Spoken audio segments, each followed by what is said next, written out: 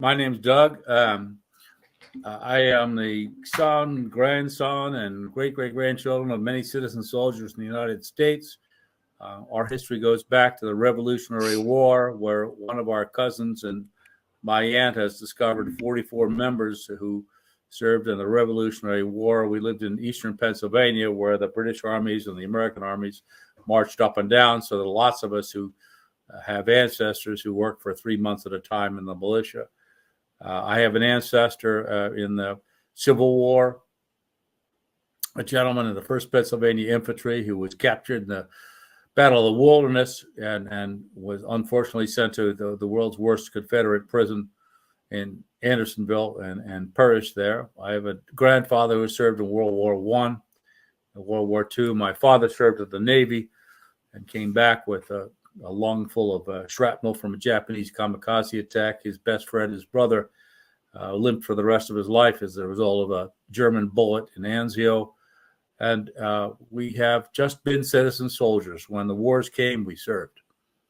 My history in the Special Forces began when my mother gave me a book in my senior year in high school. It's called The Green Berets by Robin Moore, a wonderful book. Robin Moore was the first great chronicler of Special Forces. Special Forces were the first great unit that arrived out of the Vietnam War, which was a terrible debacle for several reasons. But Robin Moore's book got me. I wanted to be a Green Beret. I started college. It didn't work for me. And I must say there was a lot of other Special Forces soldiers who were the same way. They started college. It didn't work for them. They enlisted in the Army and wound up in Special Forces. I can give you 5 or 6 names of guys who started like that. So I enlisted in the Army in 1967, enlisted for airborne infantry, went to infantry school, and took the Special Forces test and wound up in Fort Bragg, actually, where I'd been in basic training. And much to my surprise, after a month or so of being in training group, I was called to the dispensary from a medic who said, sir, well, he didn't call me sir. I was a private. He said, yeah, you have bad eyes. And I said, yeah, I do. I've got glasses here. I've had glasses since the 3rd grade. Well, you can't possibly serve in Special Forces. You're going to be serving behind enemy lines. We're going to throw you out of Special Forces training group. Well, I was crushed. I was absolutely crushed. I mean, I wanted to be a Green Beret more than anything. And as a consequence, I was sent to Vietnam with 2 other guys who were thrown out of a training group who had bad eyes, a guy named Bill Brick and a guy named Michael Morehouse. And we traveled to Vietnam together, wound up at the replacement barracks at Benoit. And a first lieutenant in Green Berets came up to us, a Green Beret with a silver bar, first lieutenant, said, you guys still want to be in Special Forces? We said, hell yes. We didn't say yes. We said, hell yes. We wanted to be Green Berets.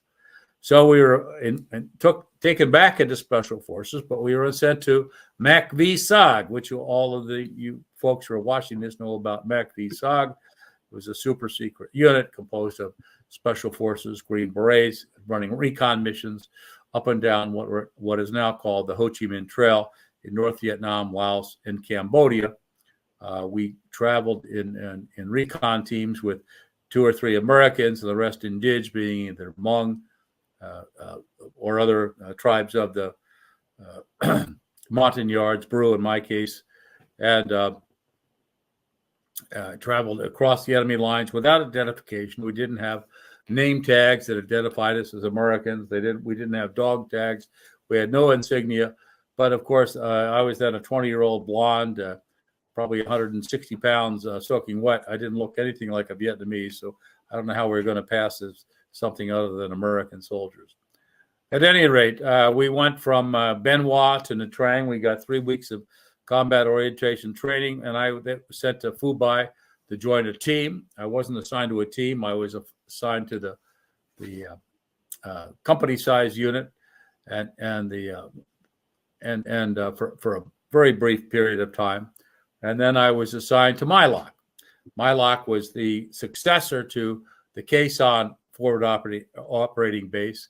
I was never actually at Khe Sanh, but I was with the Khe Sanh successors. Major Sincere, Major Clyde Sincere, took the Khe Sanh FOB, and planted it in Mylock, which was a town just south of Route 9, which was adjacent to east-west to the DMZ and just east of KSOG. And I started with RT Georgia, Recon Team Georgia. Tom Cofield was my 1-0. Stan Seating was the 1-1, and I was the junior boy, the 1-2, carrying the radio.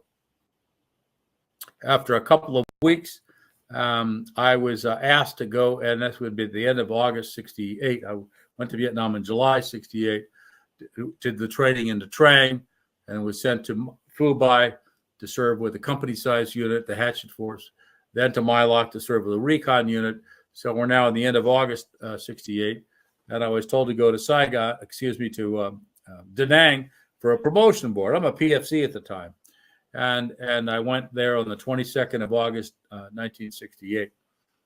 Early in the morning of August 23rd, 1968, we were attacked from within and without, from the beaches and from in the interior, by an NVA force that knew we were attacking their supply chain on the Ho Chi Minh Trail. I had stayed that night with Bill Brick, who had a hooch there. Bill and I, as I told you before, came to Vietnam. He was together. He was assigned to Da Nang. And when at about 1:30 in the morning, when all of a sudden there were explosions in the air with satchel shells being thrown inside our hooches and gunfire, he took off for his position on the perimeter. I was staying with John Peters. He was another gentleman from up north who was staying for the promotion boards. John is a very smart guy. He was a very literate guy. He helped John Tiltmeyer write the books. At any rate, that was the first time I came under fire. I opened up the door after Bill Brick took off with his weapon to his assigned space and saw an NVA guy throwing satchels of explosives my way. I left my hooch that night. I hooked up with a young blonde lieutenant whose name I can never remember. I don't know who it was. And later hooked up with a guy named Spider Parks, who was a reservist from Dallas, Texas at that time. And we fought back against the invaders all night. And eventually, during the dawn, the last of the invaders were caught near what can only be called the bathroom, and they were subdued. That day, I was very lucky not to have been wounded. As you know, there were 16 Green Berets killed that day. There were 50 more that received Purple Hearts, and there were maybe 120 to 140 Green Berets in the camp at that time. It was a tremendous, tremendous slaughter.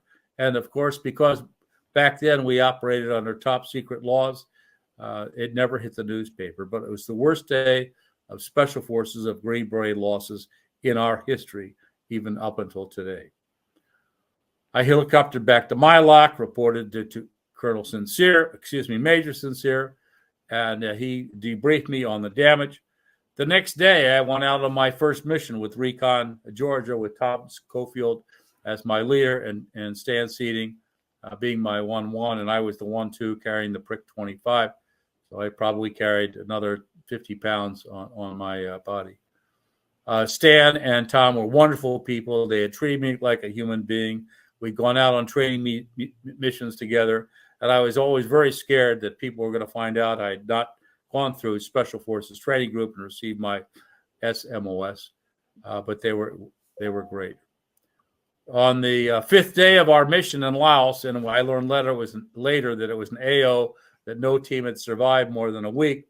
On the fifth day, we'd heard no more than a warning shot, and we were waiting to be extracted. And but the weather was bad. Tom Cofield made the commo check for me at 6 a.m., and we waited for the weather to clear for the helicopters to come. Right after the commo check, I was standing in the middle of the perimeter, and we were attacked by what's estimated to be a reinforced platoon. The estimate was made by the helicopters who finally came to rescue us. The helicopters were warming up and waiting to come to get us. When they were found out that it was IFR weather, that we were completely fogged in, they took off anyway. The helicopter pilots steered by hitting their slicks on the top of the trees. There was no visibility. Absent the bravery of those helicopter pilots, I'm a dead man. They came to us, as I said, they estimated they saw some soldiers, more soldiers coming up the hill. We had already been badly wounded. We lost one of our indige. We lost our ARVN sergeant. We lost several. We had many other wounded.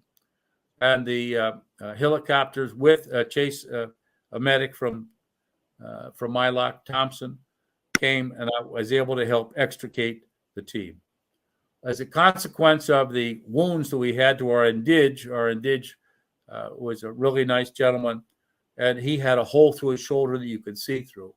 And we went to the medevac hospital at Quang Tri. When we landed at Quang Tri, we asked for assistance for our Brew indige for his wound, and they refused because he wasn't an American gentleman. We convinced the medical staff by locking and loading on them that they really needed to attend to him, take him to surgery, and get him fixed up. After we convinced them, they did. We then flew back to Mylock. When I got to Mylock, I'd had this pain in my left shoulder. I didn't know what it was, and I realized that I'd had shrapnel on my shoulder, and it was coming out of two spots of my shoulder. I was talking to the helicopter pilot. I said, "Sir, but for you, I'm not alive." And he said, "How did you know that you weren't wounded?" Well, they were throwing grenades inside our perimeter, and I threw them back. And they threw them in, and I threw them back. I was able to get outside the perimeter, put some fire on the bad guys, able to talk to the helicopter crews, able to talk to some A1Es who came in. And but I found out that I was wounded. We had the colonel from Fubai come up, Colonel Barr, Roy Barr, what a great man he was. And I had been bandaged up by then. I looked like I had a bad wound. It wasn't a bad wound. It was just grenade shrapnel. And he was a very nice gentleman to me. Stan Seating was killed. The first guy I knew who was killed in combat when I was on a team, when I was at Da Nang the week before. Of course, Bill Brick was killed, 15 others, and I knew many of those gentlemen. But it was a real change to find out to be on a team in combat inside Laos, behind enemy lines, and have Stan Seating be killed.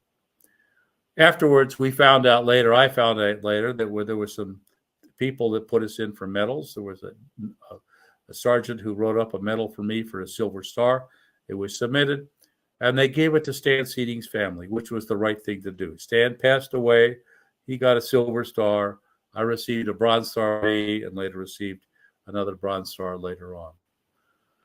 I ran a couple of missions more out of Mylock and then went to CCS, as you mentioned, Bud, TDY in October of 1968, which turned out to be lucky because, in November of 30th of 1968 on the Elder Sun mission, we had a bunch of guys from Mylock who climbed aboard a slick, which was transporting bad ammunition to be deposited in NVA territory, which was loaded with trick wires, so that when we deposited the load of ammunition, when they went to get it, they would be blown up. Unfortunately, that mission ended in the air when AAA anti-aircraft airfire from Laos shot down the helicopter, and we lost a bunch of guys that day. I was then serving in CCS, doing TDY on RT Elmira. I ran two missions with RT Elmira. One was with our 10, who was a very fine lieutenant, another blonde-haired lieutenant. His name was Gregory Grandison, a really fine guy. He got sick and went in the hospital, and we ran a second mission with RT Elmira, but this time it was an E5, whose name I will not disclose, who led the mission. He was the 1-1 or second in charge. And we ran a mission together, and we were deposited on after the first mission with Lieutenant Grandison, which was uneventful. It's the only time I was out on a mission I didn't get shot at. Then we went to, with this gentleman substituting as the 10. We were deposited on the side of a large river, which was, of course, the Mekong River. And we were assigned to look at the river traffic and also see if we could find a prisoner. After we landed, I saw a large boat in the river with a with a large cannon on it. It looked like a 50 caliber gun, cruising up and down. And I told my leader, I said, if the guy turns back towards the island where we are, then he's found us and we're going to have to defend ourselves. Well, sure enough, the boat turned around and found us and headed towards our island. I turned toward my substitute leader, who was sitting next to a tree chattering. He was completely out of his mind. He couldn't act. He was scared to death. And I took over the team. I put my most experienced brew on the tip of the island with claymores. I took the waist of the island, but there was a small path onto the island, and defended the waist. Sure enough, unfortunately, I was correct. The boat came to us from the north and attacked us. They also put a small detachment on the shore and attacked us from the shore, and we were ready for both of them. I'm very pleased to say, as a consequence of that day, we were extracted without any casualties to our team. The colonel was on the was on the Como stream when I called a prairie fire emergency, and after we survived, he asked us to be reinserted. I told him, sir, we could not be reinserted. He was not happy with me. I said, sir, we cannot be reinserted. We made too much noise. We went back to Bamituit, and I reported, and I turned in my report, but I did not mention that our temporary team leader had been not only inconsequential but harmful. But I told the sergeant major, never send this guy out on a mission again. I returned after Milac was closed in '68, and I did my TDY at CCS. I returned to Da Nang. I ran a number of missions as a strap hanger. I volunteered as a strap hanger. Georgia had been destroyed because Stamp Seeding was killed, and I volunteered for as many missions as I could. I was always conscious of the fact that I never received my S designation, and there were always some people in the camp who were critical of me for that. And then a couple of months after the last mission I ran as a recon team leader, we were on an infamous mission called Dewey Canyon in Laos. And this was a battalion-sized operation. There were 3 companies of SOG troops, and led by a major named Moore. I was still on a recon team. I know a couple of the commanders of the companies that learned about them later.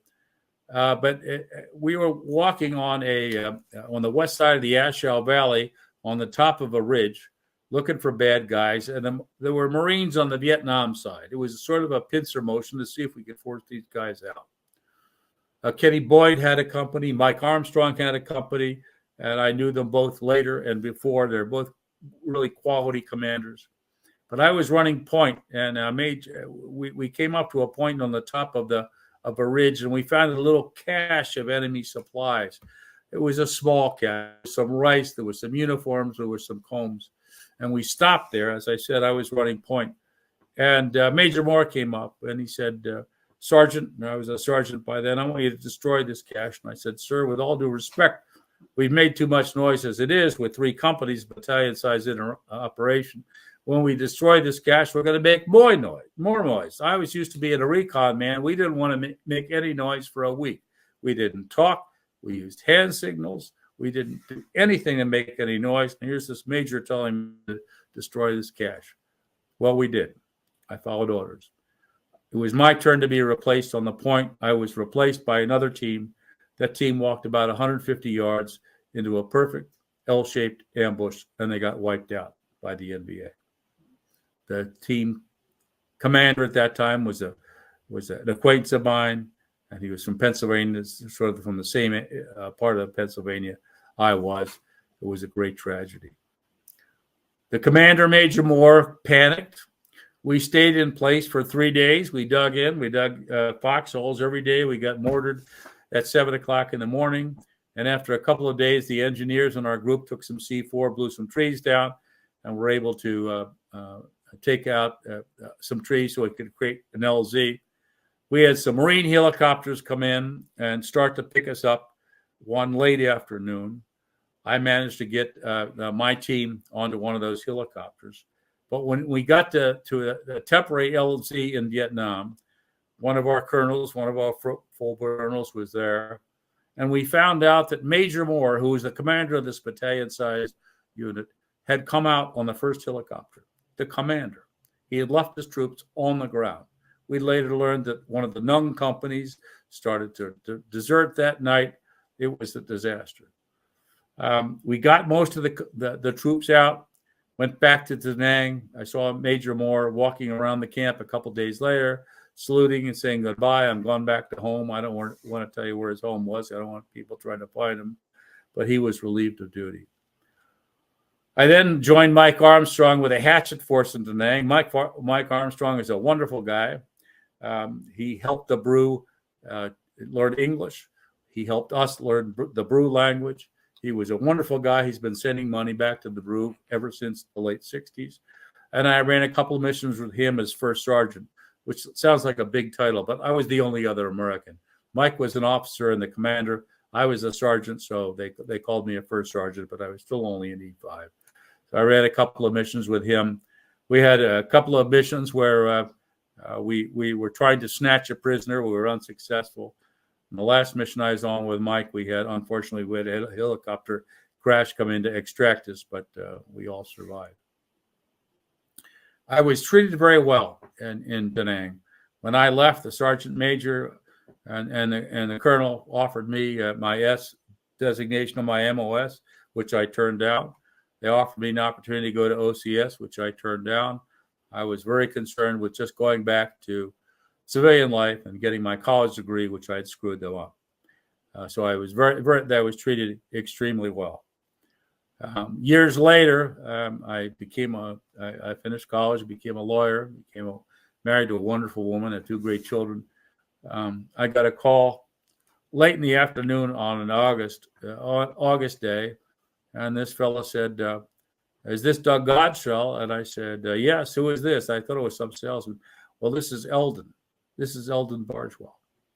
Eldon was a mate of mine in Da Nang. I ran 2 missions with him as he was a 1-0 in RT Michigan. He was a wonderful person. Never had any disagreement with Eldon in my entire life. He was a great leader. He was a wonderful athlete. He could run like a deer, which was a great asset for a recon guy. Running was very important because we were always being chased by bad guys that had more numbers than us. But he's a wonderful guy. And as you all know, he went to OCS, became an officer. He became in charge of Delta. And one of his later jobs as a major general was running the operations in Iraq during the very bad days in 05, 06, 07. He's a great guy. Mm-hmm. But to me, he was just Eldon. So he said, "Oh, Doug, you got to get involved with Special Operations Association." I said, "What's that?" I don't any idea of that.